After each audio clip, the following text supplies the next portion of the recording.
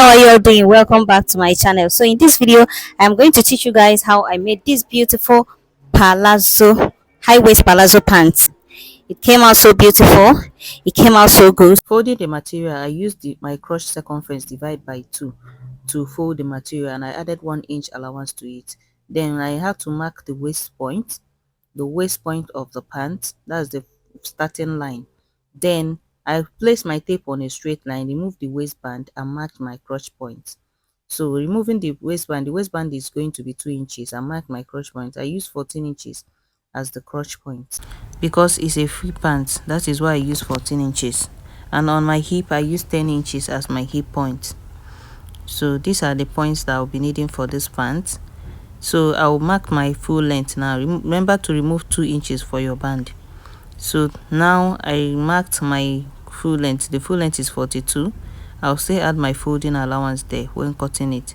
On the waist, I go in by 1 inch, then mark my hip curve like so because it's a female pant.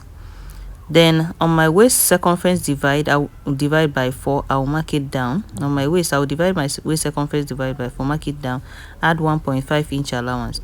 On the hip, I will divide my hip circumference by 4 plus 1.5 inch allowance. On my crotch, I will divide my crotch circumference divide by 2. Mine is 14.5. I'll add extra ½ inch allowance, making it 15. Then I'll mark a straight line from the waist to the hip, then curve my crotch like so. So now I will use what I have on my crotch point. That's the wideness of my crotch circumference. I'll put it down on the full length like so, 15. Mark a straight line on it because it's a free pant. So I will now cut out all the excesses. Remember, I added 1 inch for folding allowance. That's the hemming allowance. Then for the back, I will place my front piece on top of the back piece. On the crotch point, I extended my crotch point by 1 inch, then marked ½ inch all the way up like so. Then at the waist area, I'll go up by 1 inch, then connect it like so in a slanted way because of my butt. That is why I added that 1 inch to cover my butt. You will see how it is relaxed at my back when I am done joining the palazzo pant. When I'm done sewing it, you see how relaxed it looks on my back. That is because of the 1 inch I added. Then after cutting it out, I will join this area, this place, with ½ inch and do the same on the other side. So this is me joining the crotch area with ½ inch. This is for the back, and I'm done joining. This is what it looks like after joining. There is no light, I would have ironed it. Next thing I did was to measure around my waist. Okay, I measured my waist circumference. That's around my waist, and I have 43 inches. So I have a band of 43 inches. That's, I folded this band by 2, and I'm going to mark 2.5 inches. Remember, the waistband is 2 inches. I added ½ inch for seam allowance, making it 2.5 inches. I marked it on a straight line like so, and then cut it out. So we are going to be needing a waistband of 2.5 inches in width, and in length is 43 inches because I measured my round waist after joining the pants. But I've not joined the pant, I just measured the front and the back waistline, then add it together and then cut. So I'm going to add this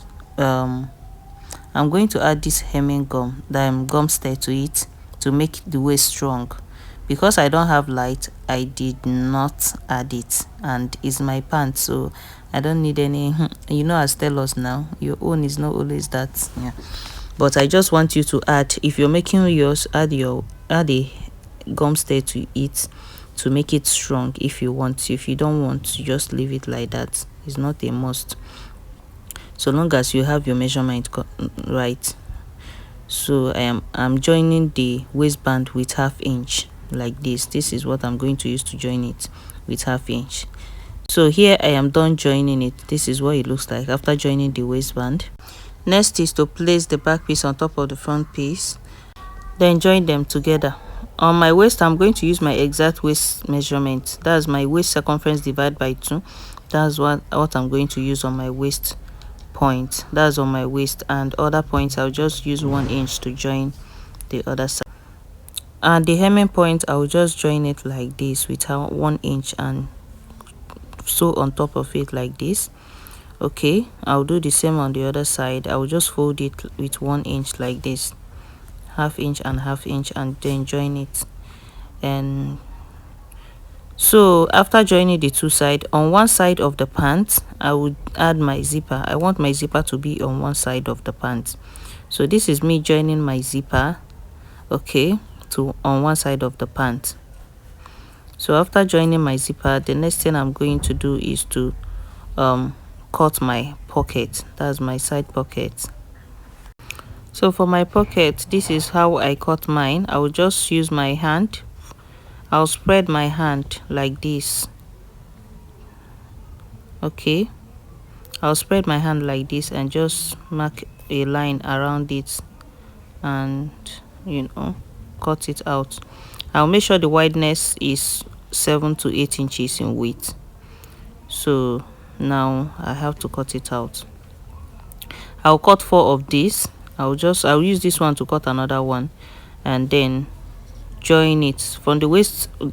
I'll come down by 1 inch. After the waistband, I'll come down by 1 inch, open up the seam allowance and join it like this.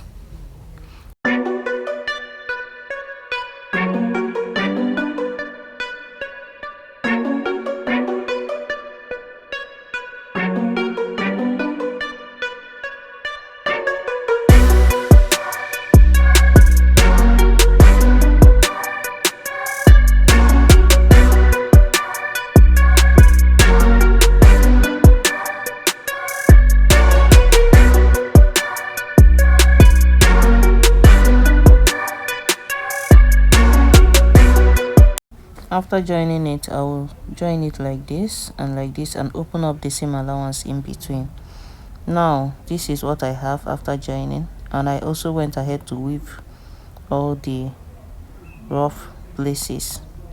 After weaving it, it came out so beautiful and neat. See the zip and see how neat the zip is. Okay, so I'm trying to show you how I joined the zip. I joined one side of the zip to the pocket. Okay, as you can see, this is what it looks like after sewing the trouser. It came out so neat. As you can see how it fits me at the beginning of the video. It came out so beautiful. So thank you guys for watching. See you guys in my next video. And to gift, I hope I've answered your question on how to cut a normal palazzo pant. Thank you.